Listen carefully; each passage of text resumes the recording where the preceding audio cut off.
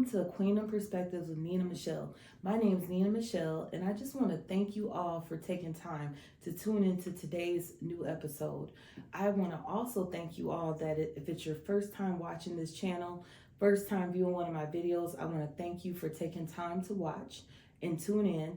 Also, I just want to apologize to my viewers because I've been off for a little bit over a month because the enemy had attacked my technology. He had got in and, did some things, but just know this: God is greater. My technology is fixed and everything is better and it's back on track. So you should be able to expect to receive weekly episodes from me going forward. Just to let you all know that.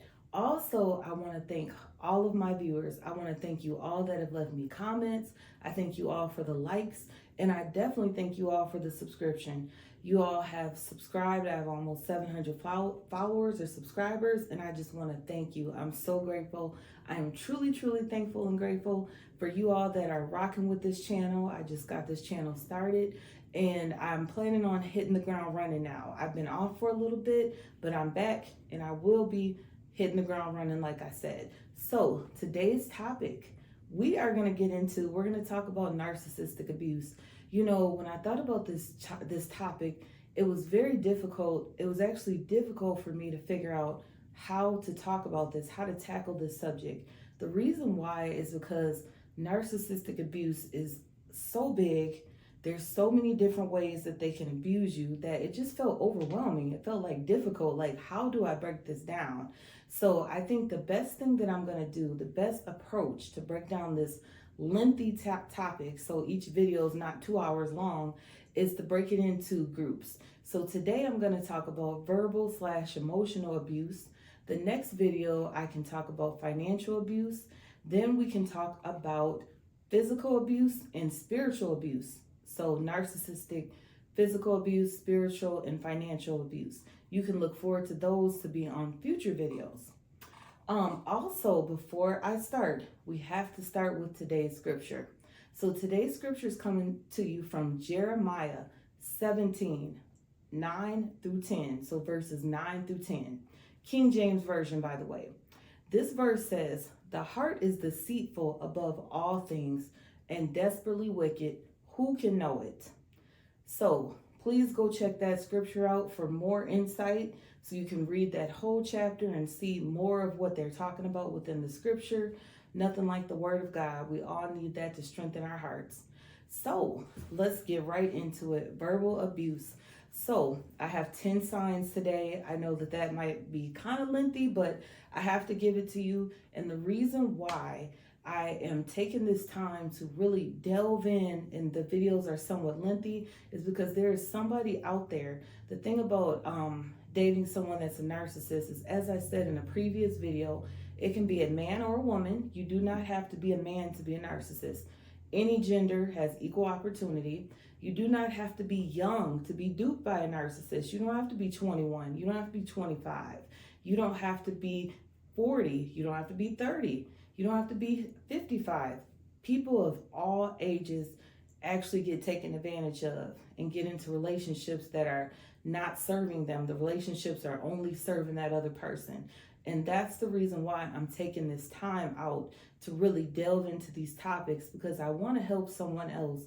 There's going to be someone else that's coming along, whether they could be recently divorced, they could be new to the dating scene, and they just may not know what to look for. Like, what if you were in a marriage for like 40 years and your husband passed away? It's like, you don't really know what to look for.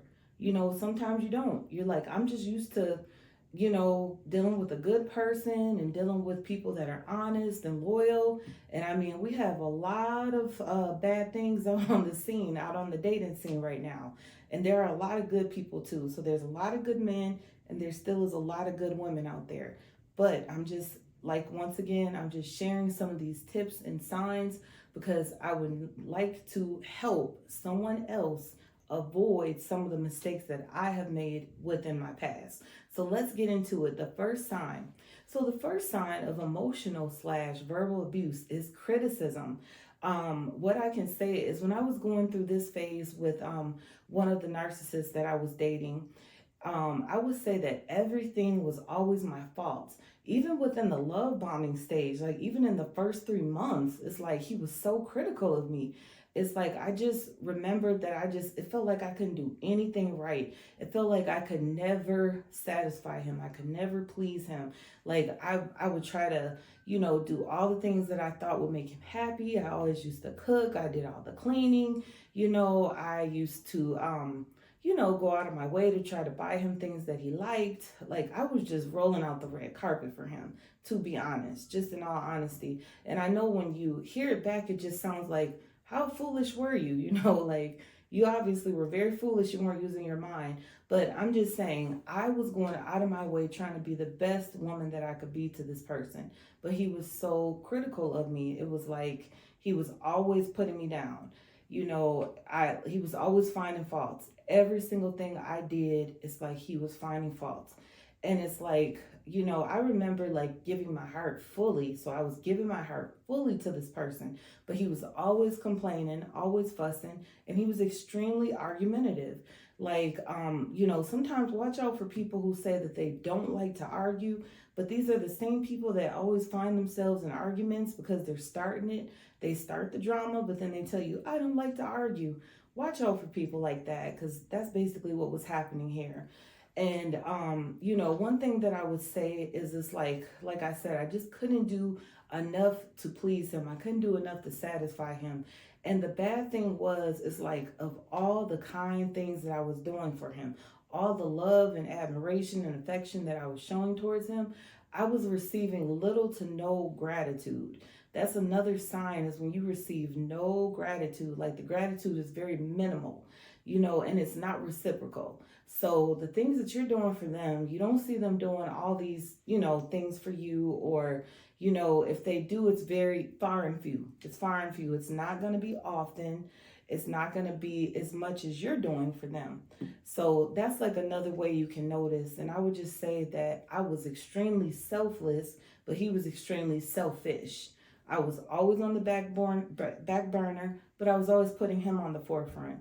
So that's another sign that that a person is not right. This is another way because you are selfless, they are selfish, and you're always on the back burner. So that's just one thing I would say. It's the criticism, it's the lack of gratitude, and it's just the constant negativity. It's just like a negative spirit that's always looming over them. They're always nitpicking. They're always looking for something to criticize or to put down or to find fault in. Also, I would say, so let's get into sign number 2. Sign number 2 was put downs and name calling. What I would say is, one of my narcissistic exes used to call me a name that I hated. So it wasn't a cuss word. It wasn't like a B or a hoe, but he was always calling me this name. And he thought it was just so funny to like make a mockery of me. It was so funny to put me down. He thought it was so funny to just like get under my skin by doing something that he knew that I hated.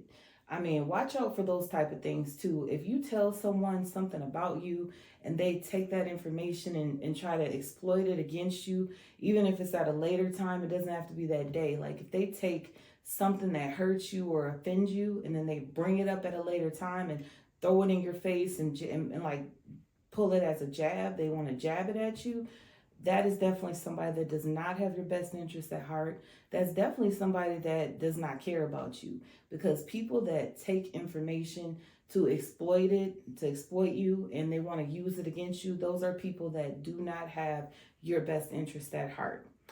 So one thing that I would say is that when he was doing this, it was so bad that my son was like a little kid at the time. He even had my son joining in with him, kind of like calling me this name and laughing at me to make it seem like, oh, it's a joke. Oh, it's funny. We're just joking and blah, blah, blah. Like he did not care how I felt about it. He didn't care that it bothered me. But just always watch out with sign number 2 of put downs and name calling.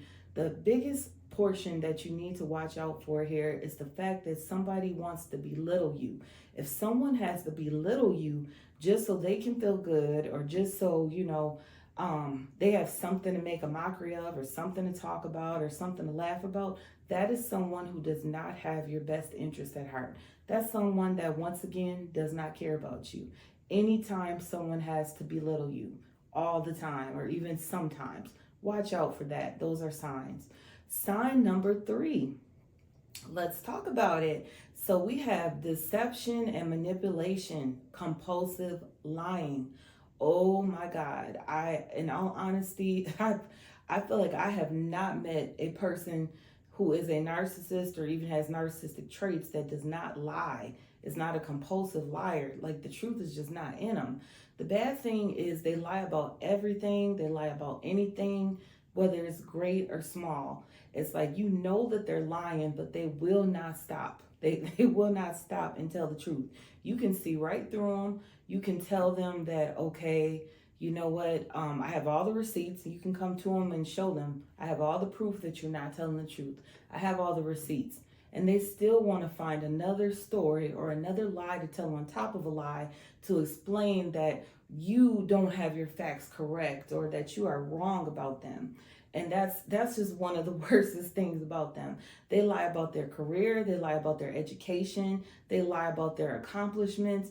They lie about how much money they're earning. They lie about their possessions. They lie about their credit. They lie about even, their ability to earn money. They lie about just about everything, which is really sad. The ones that are really, really on the far end of the spectrum have it really, really bad, because really the truth is they're so deceptive. It's like they're lying to themselves. They tell people anything. They will tell you any story to get you to believe them, to get you on their side, to make you believe that they are, this great person. They want you to think that they are the big woman or the big man on campus. For example, they also want to be highly admired and praised by others. They always lie because they want others to perceive them in a positive light. So they tell these grandiose lies. They, like I said, they lie about any and everything because they want other people to say they're a really good person. And the truth is, on the surface, if you don't truly know them, you might think they are really a good person. But once you get to know them personally on a certain level, that's when you see, oh my God, this person is far, far from a good person. Also, people, can know the truth about them. So like, let's say I know that you are struggling. I know that you are a narcissist, and I know that you are a liar. One thing that they do with others, concerning others, is they actually pretend as if they are highly favored by others. It's so weird.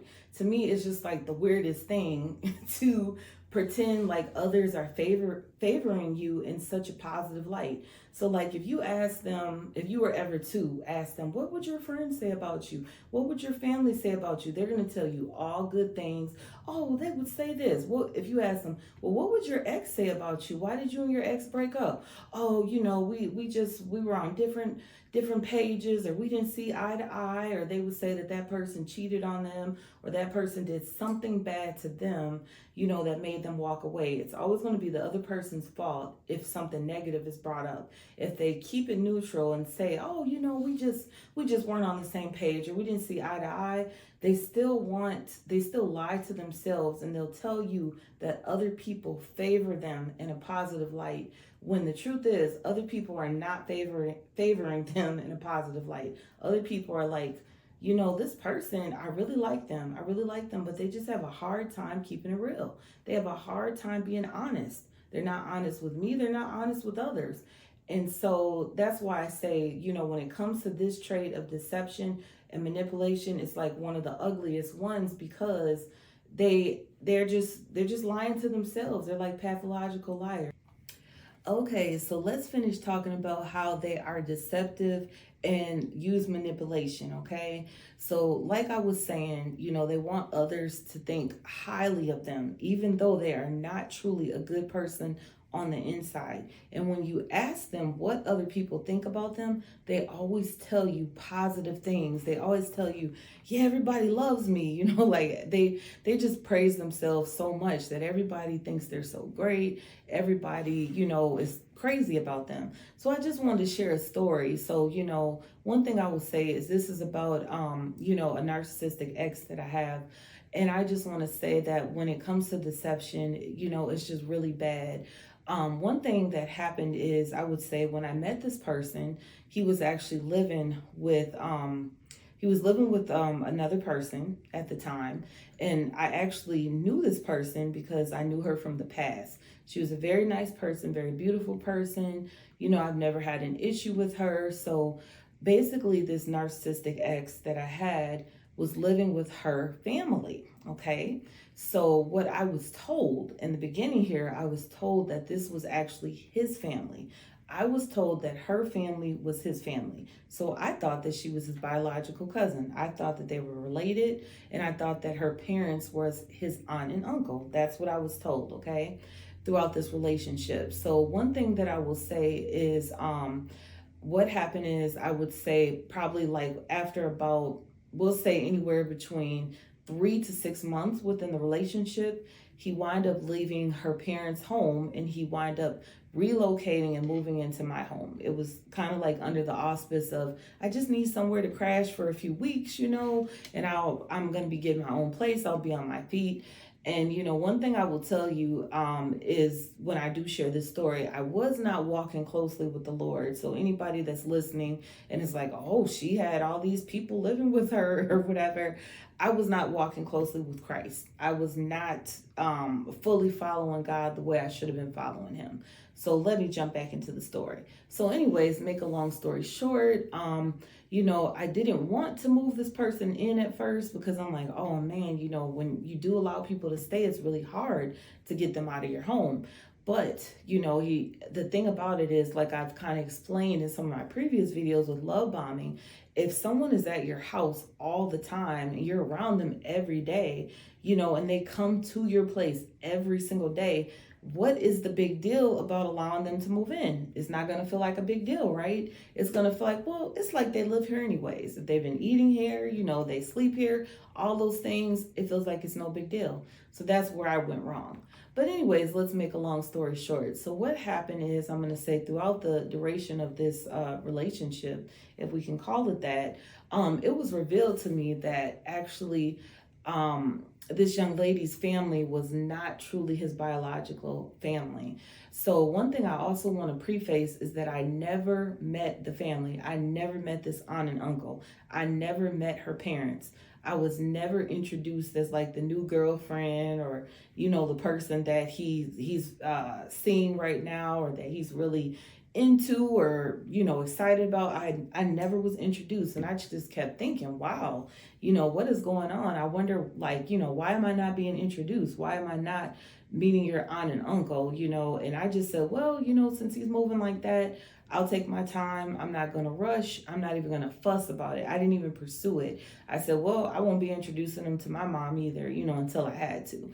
But it was just like, well, it's no big deal. I don't have to introduce him to my mom. He doesn't have to introduce me to his aunt and uncle. If he's moved, that's the way he's choosing to move. And, we definitely were, drifting, and we weren't in a very tight, close relationship. And that's because that's the way he chose for things to be, and that's because it wasn't real. But I'm not going to get into all the details of that. Let me get into how I was deceived. So once I found out that this was not his biological family, I confronted him and I said to him, hey, it has been revealed to me that you've been lying this whole time. That's not your biological family. Come to find out, that's your ex-girlfriend's family. So the ex-girlfriend was the big sister that he used to date, of the person that I knew her briefly, and this was her big sister. So he was in a relationship with the big sister previously, and I guess, the family took a liking to him,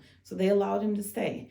But the thing is, I said to him, like, if I had known that, like, I would have never let you come stay at my home. And it's like, the first thing he did was minimized it. He just was like, oh, well, it's no big deal. It's no big deal. You already knew that. You already knew that. I already told you that. And I'm like, no, you didn't. I didn't already know that. Like, like, why would I be bringing that up if I already knew that, if I was already aware? Of course I was not aware. So that's another thing that persons with narcissistic tendencies and traits do. They tend to minimize their actions. They want to make you think that it's no big deal. So whatever they do wrong to you, they can lie to you about the biggest thing, great or small. They want you to think it's not a big deal. Why are you upset? Why are you making a big deal out of nothing? So that takes me into sign number 5, minimize their actions. So sign number 5, that you're being verbally or emotionally abused by a narcissist. And this is basically where they like to rewrite history and try to make you think that you are crazy and that you didn't perceive things the correct way. They want you to think that you just didn't remember things right. Like they talked to you about something or they told you about something and you just have it wrong. Somehow your memory has failed you. You didn't remember that I told you that. And it's like it could be big details. Like, even I've been fortunate, to the best of my knowledge, to not be in a relationship with a narcissistic person that was married. But even stuff like that, they'll lie about being married. They could be in a whole marriage and they'll tell you, I told you, I told you we were separating. You'll be like, what? I never even knew that.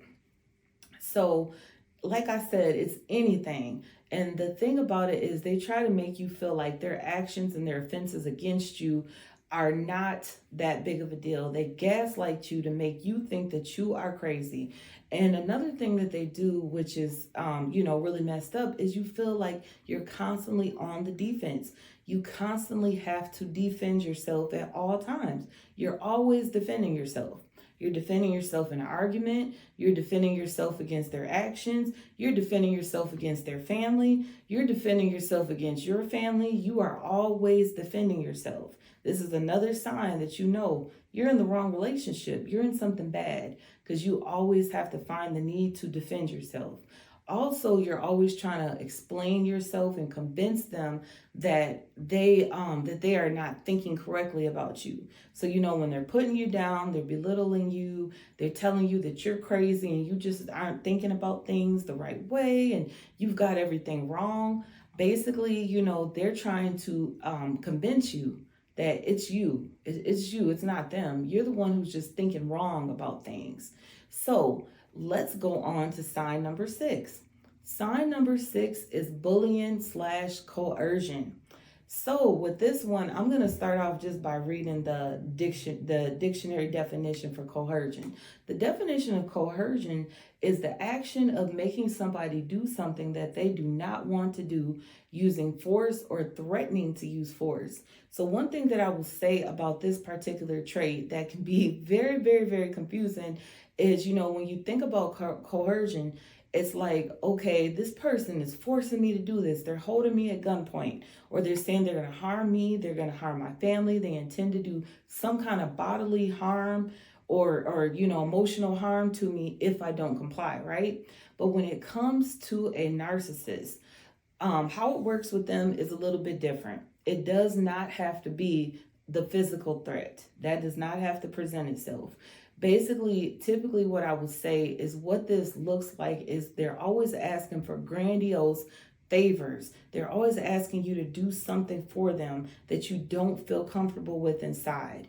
I would just say that your gut is telling you, I don't feel comfortable with this. They ask you for something that you're like, man, I don't want to help with that, or I just don't feel comfortable. Like they could ask you, hey, can you co-sign on a car for me? And maybe you guys are new in the relationship and you're like, ooh, I really love you, or I really care about you, but I just don't feel comfortable putting my name on the line for you yet. Like, what if you get in an accident, or what if you can't afford to pay the car note? Like, what if something happens?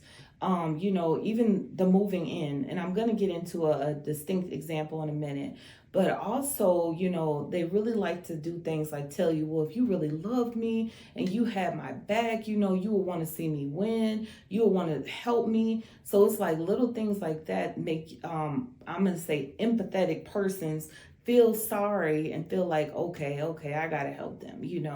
I'm down for the person I'm with. I have their back, even though they don't truly have yours. And when I say truly, like what I mean is you can't call on them and count on them for all your needs to be met. So like the way you might help meet some of their needs, they won't be able to help meet your needs in the same capacity. That's really what I could say. So one thing I will say is that when you are being coerced or bullied into doing something, a lot of times this looks like nagging. It's like they're gonna ask you to do things that are against your best judgment. They will nag. They're gonna be persistent. They might even, so I don't want to just say sexual favors, but they're gonna do something that you like. So let's say they're nagging you, they're being persistent, they want to turn that no into a yes. Okay, then they're going to do something to try to mesmerize you. So let's say they're going to do some sexual favors that you want. They're going to do everything that you want the way you want it. So then you can be so mesmerized in such a daze that you're like, okay, I'll help you. Because basically where your body is, that's where your heart is going to follow. Wherever your body is going, your heart is going to follow. So if someone is basically, I'm going to say, like hypnotizing you with their sexual activities, you are not going to be in the right state of mind, thinking clearly and using good judgment to say, you know what? No, I said no, I'm not helping you, and that's the end of it. A lot of times, so they might use physical affection. They're going to use empty, false promises. They're going to tell you how, oh my God, I'm going to do this, and that for you. And I promise I'm going to do this. I promise I'm going to do that. I mean, the thing about it is, a lot of times they will ask you for things like, even if it's, hey, can you cash my check? Or something, can you put my check in your account? And you're like, why? Like, kind of like, why can't you cash your own check? Like, oh, my bank be acting, or I lost my ID. Like, it's always something. It's always some kind of way to make it where they need you. So it's like they always do little things that make them have to be codependent on you. So like if you constantly lose your ID, then it's like, I'm always going to have to help you. I'm always going to have to deposit a check for you, or I might have to, withdraw money off of my card on your behalf if someone sends you money because you lost your ID. You lost your ability to do these things for yourself. Those are just examples of some of the things that they do. But the biggest thing here, and I'm going to share a story, is when they are asking you to do these things and it feels like you're being bullied or coerced, and the reason I'm going to talk about the bullying, how bullying comes in is you start being ignored. You start being iced out. So it's like, okay, you didn't comply. Okay, I'm going to make you sorry that you didn't comply. I will be giving you the silent treatment. I'll be icing you out. I'm going to be doing things that you don't like. I'm going to start talking to other people. I might even get disrespectful. Like they start doing things to agitate you, to get under your skin, and to really let you know that I am not pleased and you didn't do what I want and you're going to pay. It's really like a revenge tactic. When they bully you, they're basically letting you know you're going to pay for not doing what I wanted. They might even ask you things like, hey, can you co-sign for me to get this apartment? And then I just need you to print some fake check stubs, and make it seem like you were my landlord. Like they need you to lie and give a reference, pretend to be the landlord, help them print the fake check stubs. Like it's just so much with them. It's like they're just asking for just a ton of things, and they're asking for stuff that you don't feel comfortable with. And especially, I'm going to say, if you are a child of God, if you belong to God or you know God, you know in your heart and your mind that this stuff is wrong. God doesn't want you lying, even if you're lying to help them. He doesn't want it. So let me do this example. Basically, like I said, they start nagging you. They put pressure. It's like constant, persistent pressure. It's almost like someone taking a plunger. So if someone just keeps plunging, the pressure in the toilet is going to have to go down. It's going to either come up or it's going to go down eventually. And that's pretty much what they do. They want to turn that no into a yes by any means necessary. They don't care how it inconveniences you. They don't care how it affects you. They don't even care about the consequences. They know in their heart, like, no, I'm not going to pay for this apartment, but I need her to co-sign because I want what I want, and I want what I want right now. So let me just share an example of something stupid I did when I was much younger. And I'm going to say like maybe barely even 20 years old. I just wasn't in my right mind. But anyhow, I was dealing with this narcissistic person, and he was quite a bit older than me. So it's like he knew things that I didn't know. He just had an advantage on me because I just didn't see it coming. It was like I was just like a sheep heading to the slaughter, just didn't see what was around the corner. So make a long story short, he says to me, yeah, I was wondering, can you deposit these money orders in your checking account? And I was like, absolutely not. Like, why would I want to deposit some money orders in my account? I said, what if they're bad?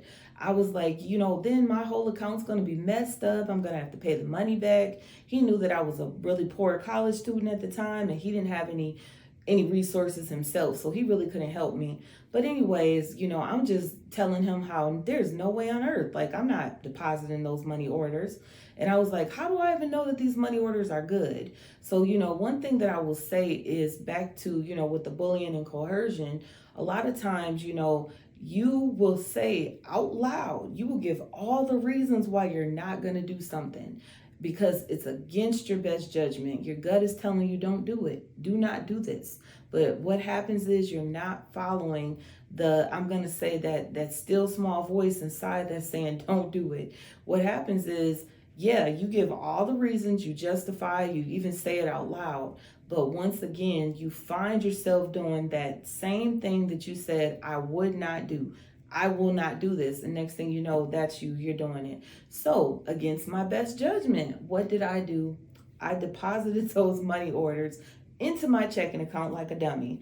I even asked them to assure me that they were good. You assure me that these are good. Yeah, they're good, I promise. Why would I want to mess up your checking account, right? That's what you think when you're in a loving relationship. You just, it was toxic, but I didn't even realize what all was going on. Make a long story short, he even split the money with me. I should have known something was wrong. He even shared the money with me. That should have been a sign. Like, look, somebody's willing to split it in half with you. Something's not right with all this. So, I was a poor college student. I went along with it. I was like, okay, well, and I was a single mom of like a little baby at the time. My son was a little newborn. So, it was basically a recipe for disaster. So I just was like, okay, well, I'm gonna go along with it then. Okay, I deposited the money orders. We got the money. We had some extra money for about maybe 1 week and a half at the most, I'll say. Then I went to go use my debit card, probably about a week and a half later, and the debit card was declined.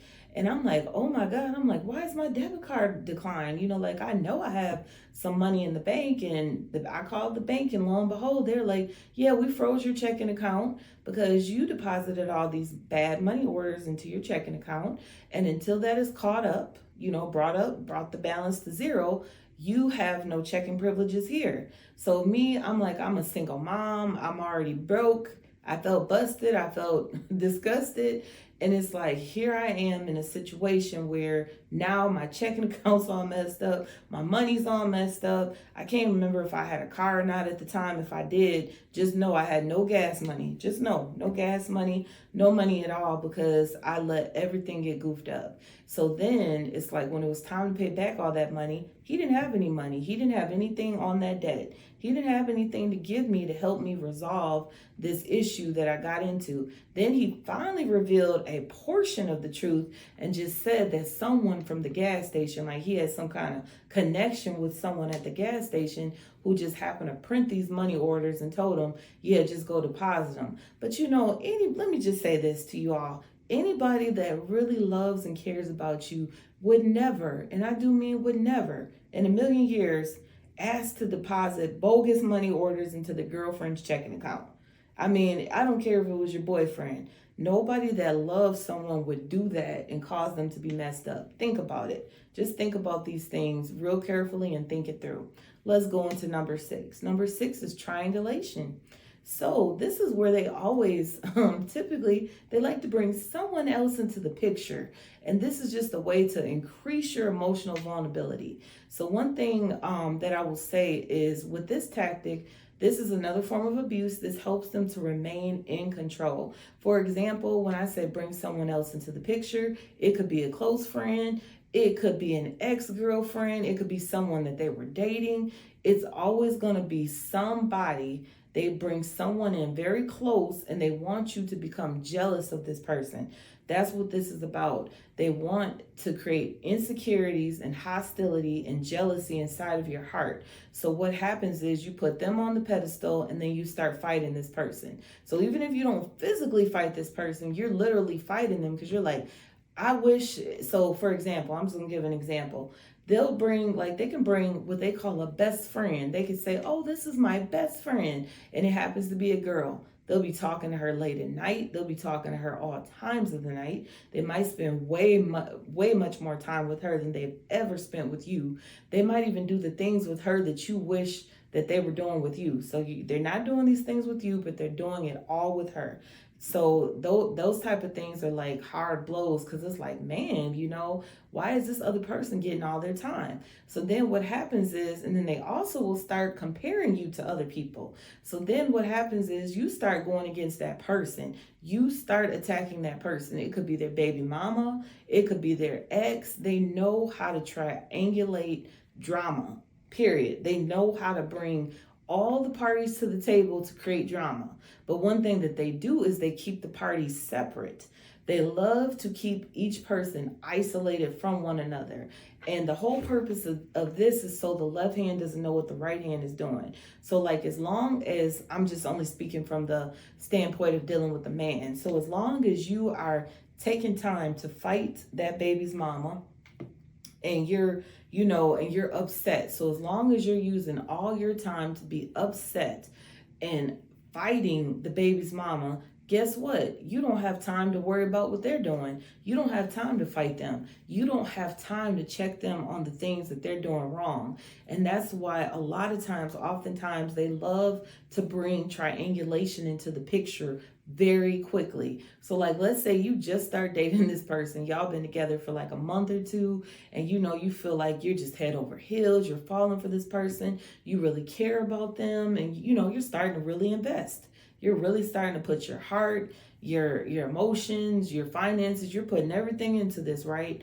They bring this person in the picture so quickly, it's almost like you didn't see it coming. They'll tell you, oh yeah, I had this best friend, or, they'll tell you that they had this person that admires them or whatnot. They'll let you know that that was always the case. But all of a sudden, after you two start feeling like you're becoming more solid, all of a sudden the activity with that other person tends to pick up. So, it's really messed up. Even, I will say, it could be someone that they used to sleep with. Maybe they just used to hook up with this person. They know that this person is always going to be around. They have a way of making you jealous by telling you, yeah, that person was here. They came over to the homie's house today, or that person was at the party, or, whatever. So then you can feel jealous and you can feel like, oh man, I'm going next time because, I'm not going to allow this person to, to be there with my man and I'm not present, So a lot of times, especially I'm going to say when us ladies, especially when we are not evolved, especially when you are not evolved spiritually and mentally, you are dang near fighting for that man. You're fighting each other for that man. You're fighting to defend yourself. You're fighting to defend the relationship. You're fighting to make sure that this person doesn't win. And the honest to God truth is you're both losing. Like you think you're fighting her to make sure that she doesn't have him and that she doesn't win, but both of you guys are losing because he's not treating either one of you all right. He's not doing you right. He's not doing her right. But here you all both are fighting and vying for his attention. And you're fighting to make sure that he doesn't talk to her and that she doesn't cross boundaries. That's what triangulation does. I remember even when I was in the relationship with the person that, had put me in the situation with the money orders, it's like, because I'm just not naturally a jealous hearted person, like you literally have to kind of push me. You have to really push it in my face, to make me just jealous. I'm not jealous just because you have a friend or just because somebody else is around. But I remember, he had this friend girl. She was a really cute girl too. She was really young. She was even younger than me. And he had this girl, like, I don't remember how he met her. I don't remember the story of how he met her, but I know he used to go over to her house every day. I think she had some sisters and some other people were there that he was hanging around with. And then it's like, he even introduced me to this girl. He would bring her to my grandma's house. Like, he had her around, but it's like, it just was one of those things where it was like, what is really going on here? And then I had a relative. I had a cousin that was older than me. And, at the time, I'm going to say that her grandma and my auntie lived down the street from this house that he was frequenting. He was going to this house every day, like I said, hanging out with this girl and doing other things. So she told me, she was like, cousin, I'm just letting you know, he's over here all the time with that girl. And, he's definitely, talking to some people that live inside that house.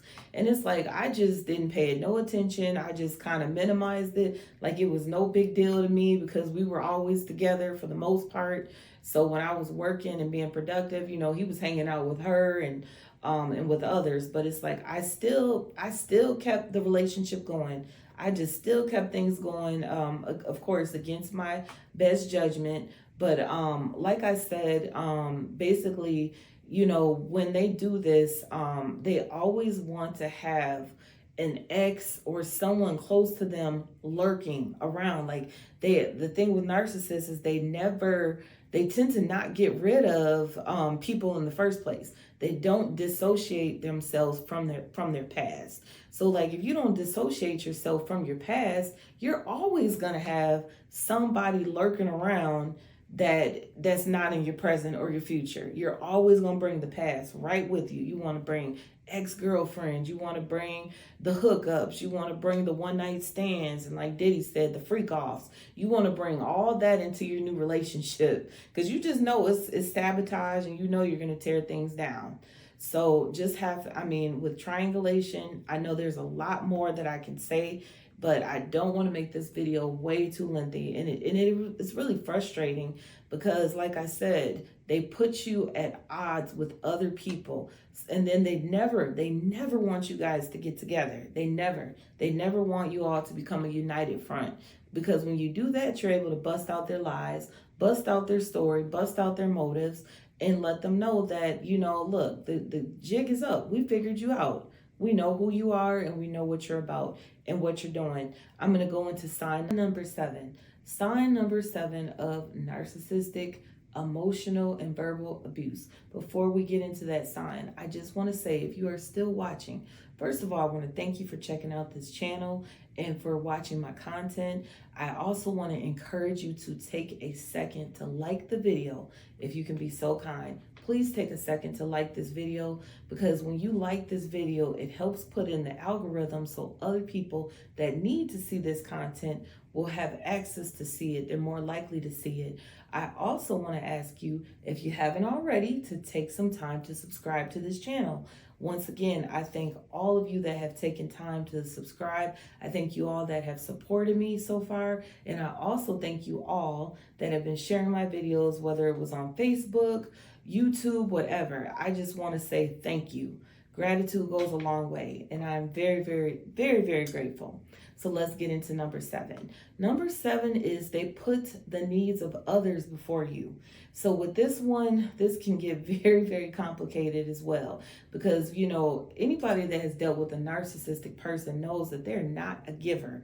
Narcissists are not good at giving. They're actually good at talking. They're really good at lip service.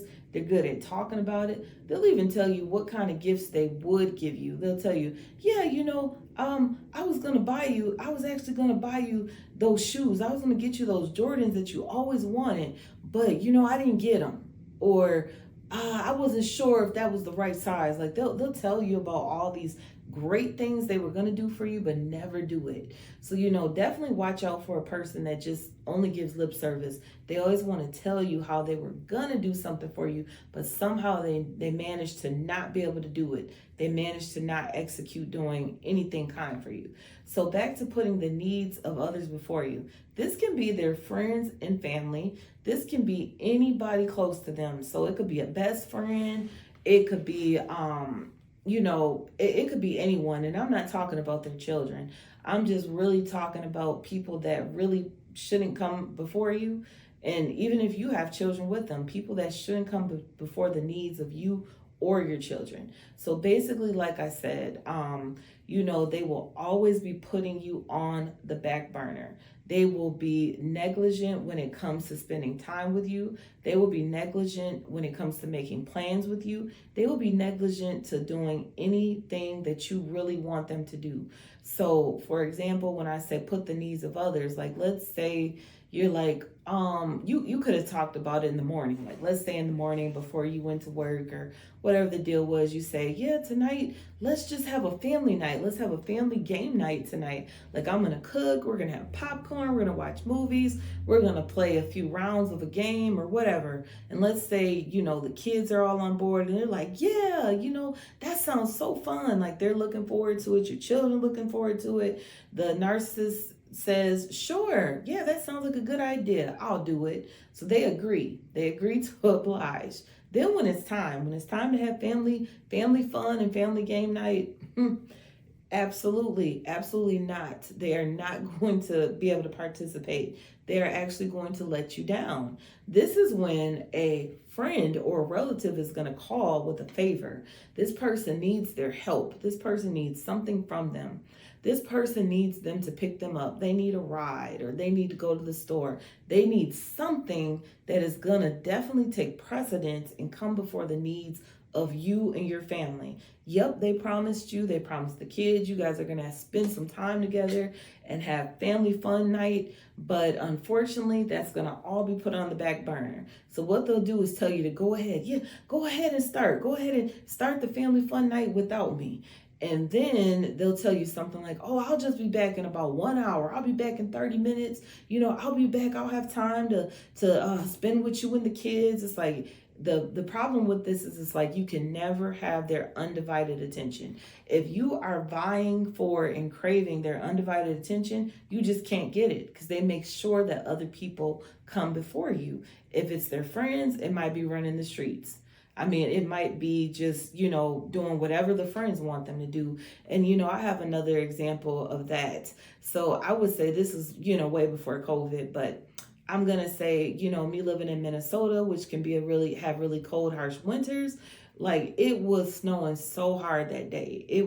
We had it was almost like a blizzard. I think it was like a blizzard. And I'm just going to say it was some of that weather that would make you say, you know what? I'm not leaving the house today if I don't have to. So I will just say this narcissistic ex that I was dealing with at the time, he, I would just say he was quite antsy. He was extremely antsy to get out of the house and get to the friend's house so they could play their card game, and talk and, just enjoy themselves. And it just seemed kind of bizarre. So I can't remember if he was off work that day. He may have been off work, but it was really bizarre because it was like, okay, you really have to go out in this weather. It's that serious that you have to be out in this weather just to go be with the same friends that you see every day and go play cards or whatever. I also knew that other ladies were going to be there because it actually was being held at the house of another woman, so that they were, good friends with. So I knew that other women or females might be there too. But a lot of the women in that group, they were all friends. So, I wasn't worried about it, but I just was like, wow, it's like any kind of time with me, it was just like, no, back burner, not gonna happen. It's kind of like only, I would just say that it would have to be some kind of desperation or they needed something from me, that would probably be the only way that they would prioritize spending some time with me or doing something with me or for me. And I just want to say that in this particular circumstance, what I want to say is throughout the stories that I will be sharing, I will be mentioning and alluding to different relationships that I had. So when I talk about a narcissistic ex, there could be one that, took me out, wined me, dined me, treated me what seemed like really great, but ended up being a narcissist. So I don't want people to get confused. When they hear these stories, typically what I'm doing is I'm alluding to different exes that I have, and I'm providing personal up close and personal examples of different things that I've experienced, just so my audience is not confused. Like, well, geez, she said that he would never take her out or do anything with her, but then she says this one, would always take her out. So just so you understand that the stories, will be fused with different narcissistic exes, just so I can really hone in on these examples. So also the next thing that I would say is that they like to, unfortunately, sign number 8, destroy your reputation, which is really sad. This one is really, really, really bad and really complicated. So one thing that I will say about narcissistic persons is they typically will try to make you look bad in front of other individuals, and it's in an attempt to gain allies against you. They typically want to defame your character or make you look bad, so other people will build an allyship with them. Like, they want to make other people think bad things about you. So if it comes to like your friends, your family, your solid core, even your coworkers or people that have known you for a long time, or people that really know the core you on the inside, if it's those type of persons, they typically know that they will have little to no influence destroying your reputation against people that really love you and support you. But there are times that narcissists are so awful and evil that they will go behind your back and try to go to your family, go to your friends, and make it seem like you are the problem and that you are the one who is you're doing things to make this relationship bad, and you're doing certain things. Like, they will do bad things to you, but try to go to your friends and your family and others to see if they can turn them against you, to try to convince them that you are really the problem, like you're losing your mind, or you're just not yourself, those type of things. Truthfully, they are really the unrighteous person. They're always the unrighteous person, but they typically have to be the hero in the story. You're the villain and they're the hero.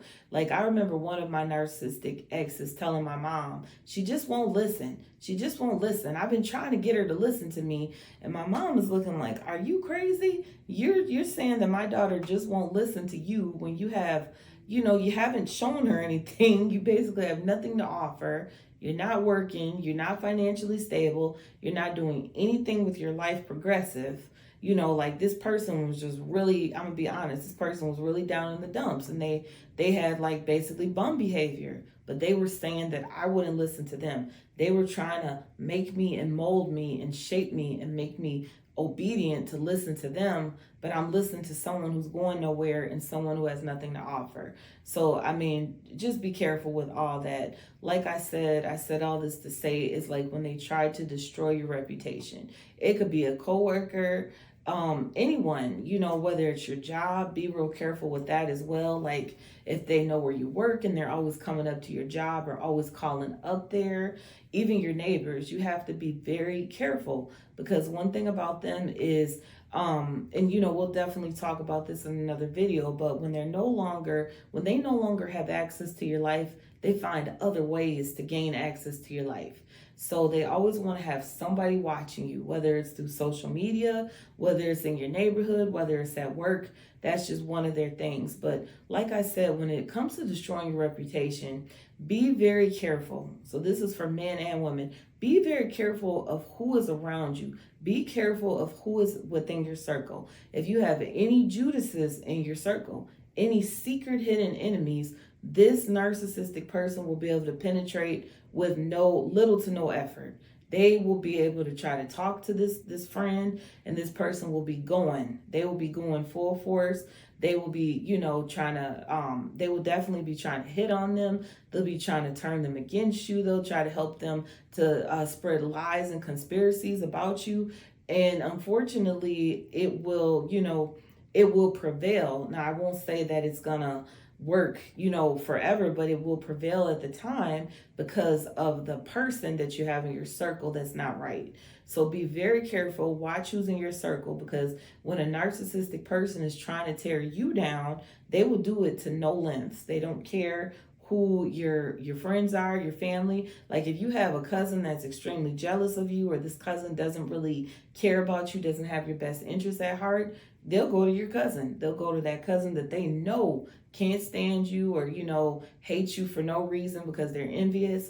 They'll go to that person. They'll try to turn them against you. They'll have them, spreading lies throughout your family. Like, be very careful, because one thing that I will say is that narcissists are evil. You have to realize, again, that they're dealing with an evil spirit. They operate under power, control, and manipulation. Those are the spirits of Satan. That's Satan's characteristics. They are evil. So the one thing I always noticed about them is they try to make other people think that you are the problem. They want other people to think that I'm the problem. I'm the bad guy. I'm the one who, didn't care about people, or I'm the one who treats people bad. That's what they want to do when I say destroy your reputation. They want to tear down your character at all costs. So be very careful of that. Also, like I said, they will tell other people lies about you and make it seem like they like you are not a good person. So you might be a really good, true, genuine, good-hearted person, but they want to make other people think that you're the bad guy. And don't have a church home, because oh my God, if your church home falls for gossip and foolishness, they will run through that whole church and have everybody looking upside your head, thinking and believing lies about you. So I'm going to get ready to go into number 9. Sign number 9 is superiority. Oh my God. Who has met a narcissist that does not feel like they are superior to others and that they're better? Like, basically, they do this tactic so they can try to keep you under their feet. They want to keep you under their power and control. It's definitely a tactic, and it's an ugly, icky one.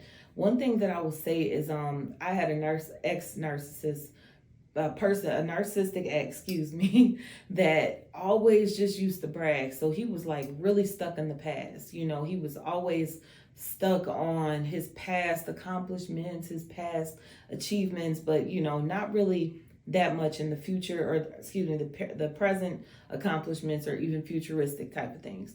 So one thing I would say is he always used to try to put me down and belittle me. He always used to try to make me feel like I was less than and that his family was better than mine. This was one of his number one statements. So it's like, I'm going to say this, I don't want to just say got along with his family, but I would just say that me and his family were not close.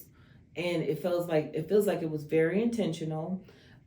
He would pit them against me. He would try to make it seem like I was the problem and I wasn't the good woman to him that, I should have been, even though I was a really good woman to him, and so patient, just way too patient, okay? Also with the superiority, he would just keep telling me how his family was better and they were this, they were that. And the thing that was so bad about it is, it's like, wait a minute, you're saying all these things. And let me just tell you, anybody that knows me personally knows I'm not braggadocious. What was so bad is, I was working full time. At the time, I had a very nice car. I had the nice place. I even went to college. I graduated from college, everything. This person didn't have any of the things that I named. They didn't have a car, didn't have their own place. They didn't graduate from college.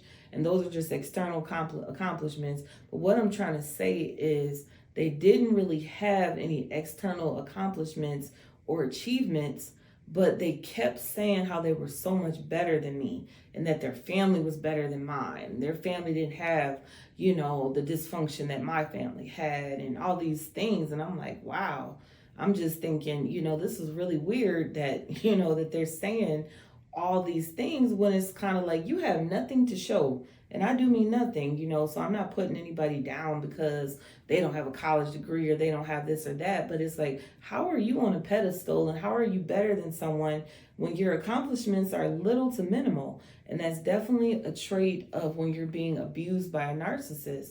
They have a superiority complex. They feel entitled. They feel that they should be put on a pedestal. They always feel that they should be glorified. And one thing about them is they spend lots of time being critical of others and pinpointing the flaws of others. They love to pinpoint the flaws of others. But if you even give them like even an ounce of criticism about themselves, it's like they cannot take it. They fall to pieces, like then it's like they want to, okay, you want to say something about me? Okay, I'm about to come in with a loaded gun. So it's like, here they go. They coming in with a loaded gun, like ready to rattle off on you, That's basically what they're ready to do. If you even say the littlest, the most minute thing about them, that's true. But they can say things about you all day. They can tell you everything that you're doing wrong and everything that you need to fix about yourself.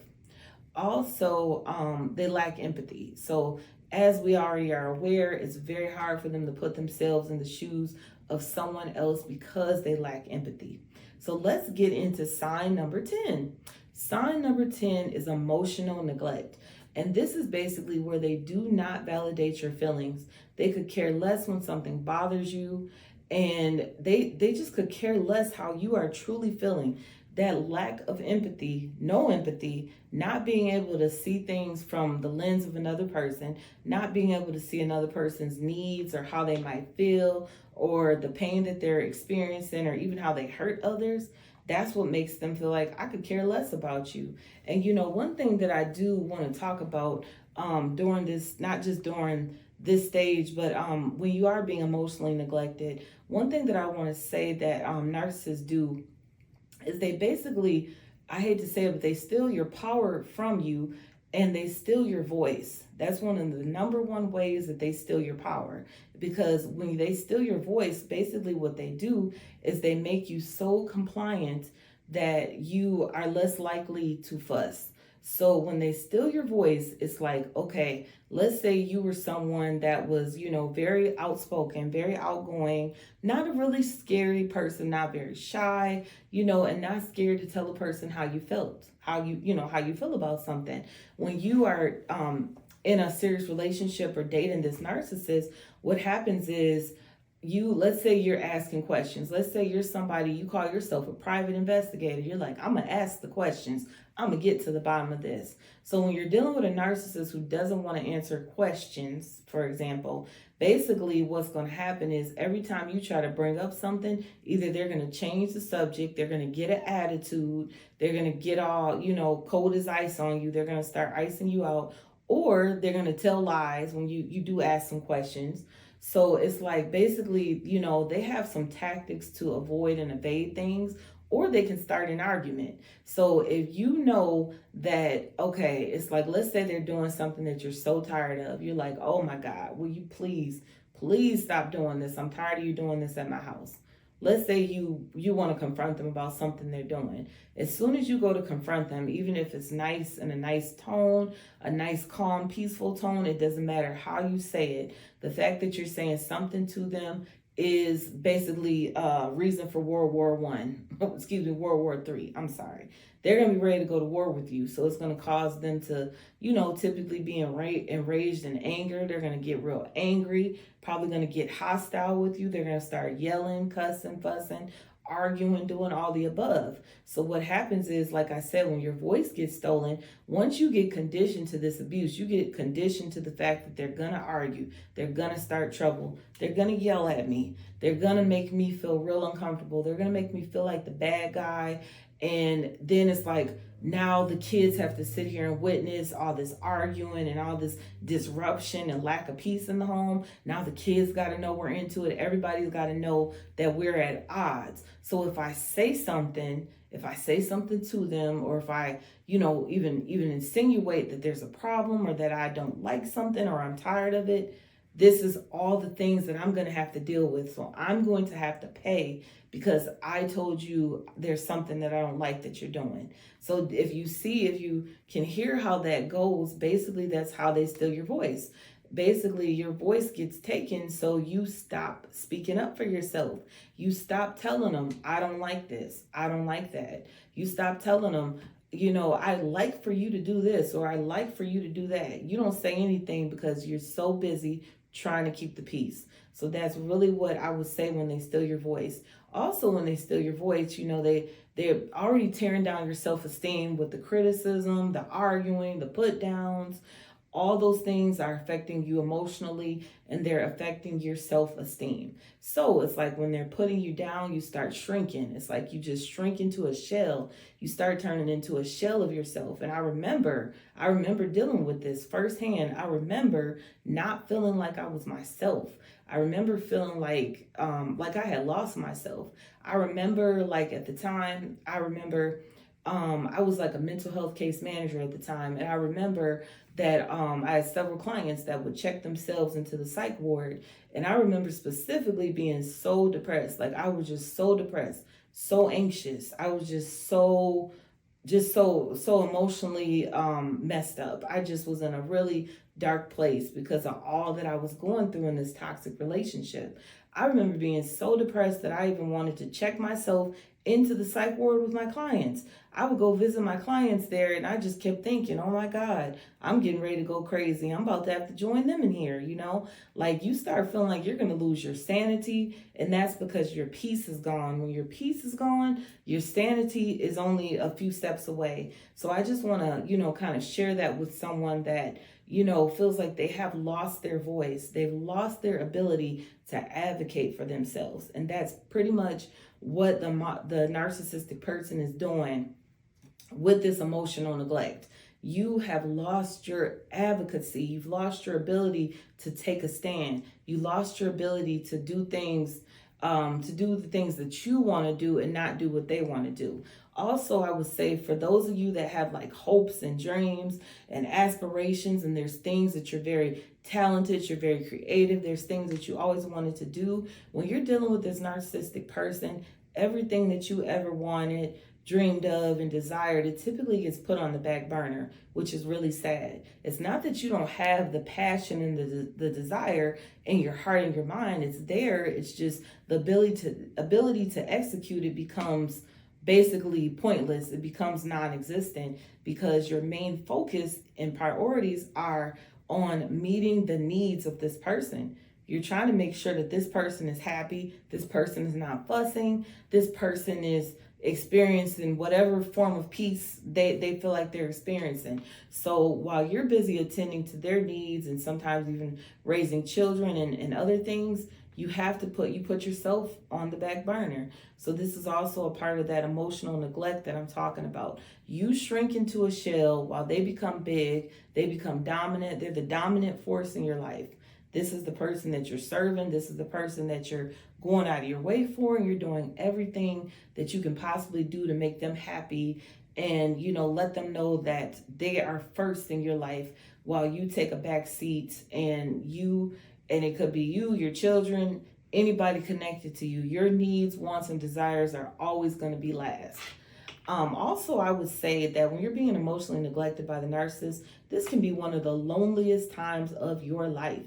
And I do mean extremely lonely. You are in a quote unquote relationship with someone, but when it's time to have someone that will cater to you, have someone that will treat you special, go out of their way for you, show their love, show their admiration, their affection for you, you don't have those things. Like, I don't even care if you get it behind closed doors. What I mean is you don't have those things, those in-depth conversations, those intimate conversations that really speak to the heart of another person. You're not having those things with them. Oftentimes when they do have conversations, they could be minimal, or they want to be, they want to be the pet on the pedestal. They want you to keep bragging about them and talking about their accomplishments and how great they are. And, they might want you to brainstorm with them to give them some great ideas so they can take the credit and say that, it was all them. They built themselves up. They're self-made, and then also, like, I will just say that if they do converse with you or, have things to talk with you about, I would just say that oftentimes it can be putting other people down, or else they're criticizing you, they're criticizing somebody, they're talking about something or someone in a negative light. Oftentimes, it's like I said, it's just not that in-depth conversations that you have when you're in a healthy relationship. When you're in a healthy, solid relationship, there's certain conversations that you have that helps you to develop intimacy and really see into the heart of the person that you are with. So, you just get to see them at a much deeper level. And, it's like you're able to look into a person's eyes and really see the light behind their soul. With narcissistic persons, it's like you can look into their eyes all day, but it's just one story after another. It's never the truth. It's never, what things that would help you to understand them and know them on a deeper level. And that's because most of the time they don't truly know themselves. And also, I was going to say that you will find yourself making excuses for their subpar treatment. Part of this emotional neglect is, so you're being neglected. This person isn't doing the things that you want. You don't have someone that treats you special, or maybe they don't take you out. Maybe they take you out, but you still don't get the special treatment. You don't feel the way you want to feel when you go out with them, which is, like, hey, I am the love of your life, or I'm that special woman. You just don't get it. Maybe they take you to the restaurant, but you're just not getting, the special treatment. Let's see. Also, just like I said, making excuses for the subpar treatment. You will be treated badly, but you will find yourself defending them on every end, which is really sad. So you're suffering, you're going through, you're being treated bad, but you're also defending them. Well, let me just share an example with you of how you can be emotionally neglected. I mean, one thing that I will say is, like, each narcissistic person is different. Some people won't neglect you by not taking you out, and some people will starve you of attention, starve you of affection. One thing, I just want to share a story about how I was iced out by this narcissistic person that I was dealing with. I would just say that, oh my God, it's almost like he had a plot and a plan to ice me out. So I would just say this person was really charming, he was really handsome, and he was kind of like, he was like the life of the party, and I just, he was like the cool guy. So how, like, someone is just like really cool, everybody likes him, everybody everybody just gets along with them. And at the most part, people at the surface, people wouldn't find fault with them. People wouldn't say he's a bad person or he's not nice. So there's some narcissists that are nice. They are more agreeable. They're more easy to get along with, even though they are manipulative and even though they have these ugly traits, behind them. But one thing I would just say about this person is, at the time, I would just say, so once again, I wasn't walking closely with the Lord. I was attending church. I was attending church faithfully, but I just hadn't developed that closeness with God that I needed to develop to, like, really set me on the right path to see, hey, you're going down a dark road. You're not on the right path here. So just to make a long story short, I would just say I was not included, and I was never invited to go out with him and his friends. And I mean, they would be, and I mean, other women were there, like I said, because they had other girls in the friend group. And I would just say it was so crazy because it's like, it just started messing with me mentally, because I'm like, wow, am I this lame? Is it my looks? What is it about me that, I'm just not good enough to hang around them? And I mean, they're hanging out at some of the most funnest places. Like, I mean, they're out on the town. They're going to the places that I want to go. I mean, I'm not really a party girl and a club girl, so I mean, that wouldn't really entice me. But I'm just saying, they were doing fun activities that a person would want to do. And then I thought, okay. I basically minimized the treatment. I said, oh, I got it. I'm not being invited because I'm not a smoker and drinker. That's what it is. That's okay. Because I'm not a smoker and drinker. So, that's why. So that's what I told myself. Even though I knew in my heart and my spirit, that wasn't the reason. So what I did is, like, this person was intentionally, and I do mean intentionally, starving me of attention, starving me of, being able to go out with them. So then I just said, well, oh well, they don't want to go out with me. I'll just find other things to do. I'll find other people and other things to do, and find other people to hang out with. So I just started substituting all the bad treatment that I was getting by hanging out with family, hanging out with friends, hanging out with other people, that wanted to spend time, and finding other things to do to make my schedule full. That's basically what I was doing. But I'm just saying to someone out there, just don't settle for this subpar treatment. You do not have to. If you know that you like to be taken out, or you like to go certain places, you like to have fun, or whatever it is, you like to travel, whatever it is that you like to do, don't allow this person to steal those desires from you. Don't allow them to steal your desires, because they are starving you of your desires. That's why I said, when you want to talk about lonely, you're in a quote unquote relationship, but you really don't have anyone. So if your family said, we're having a couples gathering, bring your man, this is a very good indicator for somebody that's listening. And they're like, well, I do have a man. I have a man at home. Your man's in the home, right? He lives in the home. He sleeps in the bed next to you every night. Okay. You have a man, but your cousins have a couples gathering, and they say, bring your man. And then you think about it. I don't have a man. He's not going to come. He's not going to agree to come to my family function. He's not going to agree to be around my people. He's not going to agree to, put on the tux or put on the suit, dress up, look nice, and get all jazzy and go out to this venue with me. He's not going to do all that. Even if I, went and bought the suit for him and, tried to get him to do everything, he's going to want to leave early. He's not going to want to oblige. Like, it's so many things. And that's the thing with emotional neglect. All the things that you care about are being neglected. The things that are important to you are being neglected. It could be holidays. It could be birthdays. And I'm going to get into that video, especially. That video is going to be by itself. I'm going to talk about how narcissists treat you on holidays, birthdays, special days, whatever day you want to call it. We can talk about that. But once again, if you have someone in your life, whether you have a man or a woman, think about that. If somebody asked you, even if a coworker or your job said, you're going to be honored tonight, can you bring your spouse?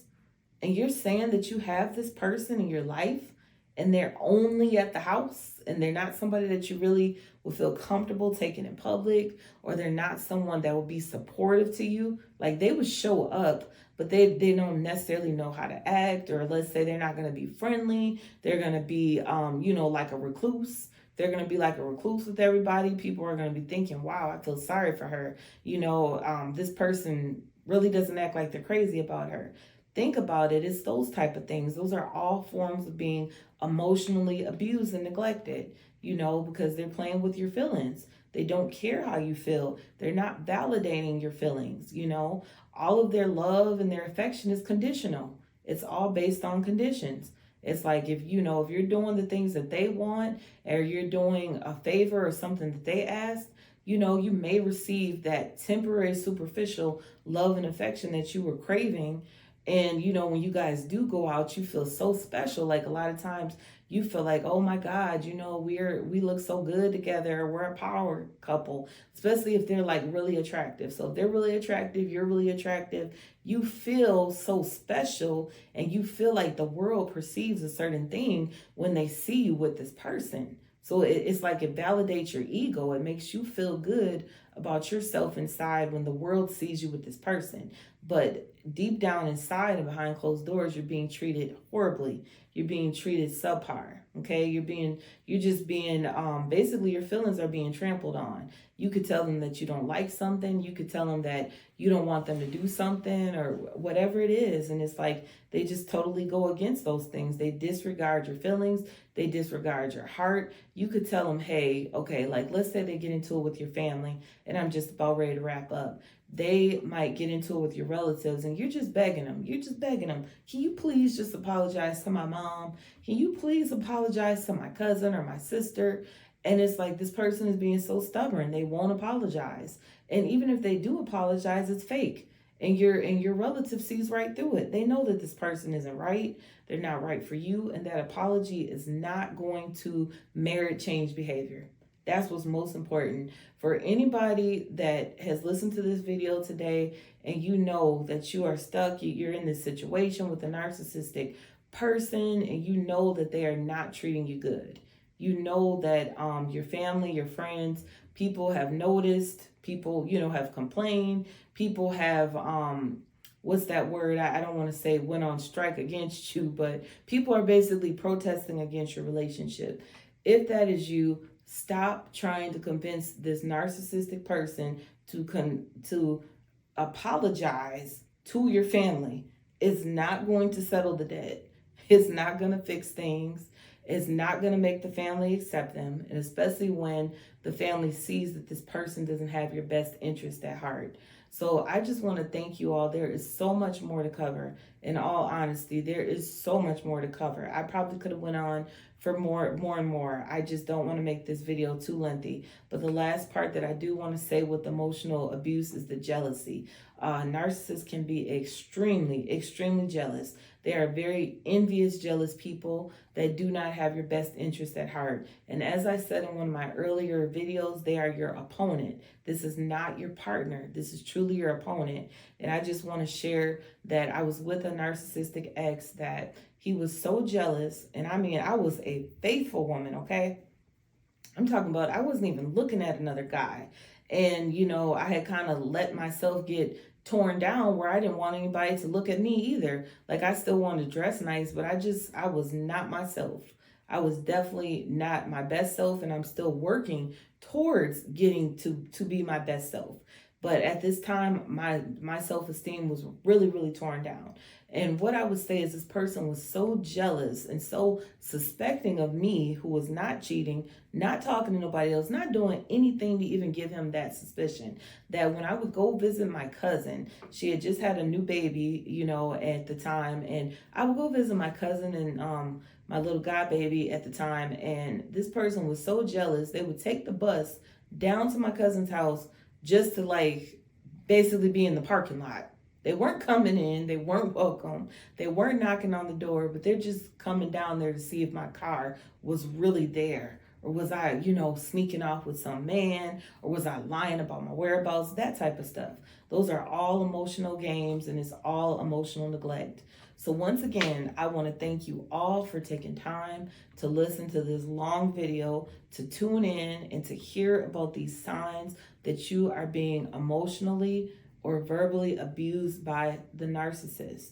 Because there's so many signs. There's even much more that I probably could have shared, but I just want to encourage someone. If this is you, I'm going to talk about some signs to try to help you get out of this situation in a future video. But for right now, I'm definitely encouraging you to take a look, to do some self-introspection, do some self-reflection, to kind of take a look and see what's going on inside that's causing me, to accept this terrible treatment. What's causing me to allow someone to treat me the way that the signs that I've named in this video. If you know you have been or you're being treated this way, what's causing you inside to allow this type of treatment to persist?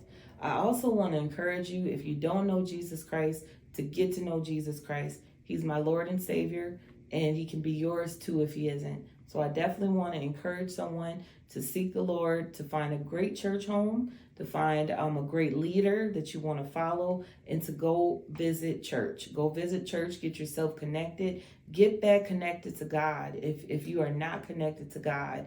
And if you are, you're just not sure about the direction of your life, you're not sure about why you're having lack, and why you're experiencing some of the things that you're experiencing. So I want to thank you all for tuning in today. Don't forget to like, share, and subscribe. Don't forget to hit the like button, hit the subscribe, and then please share this video if you can.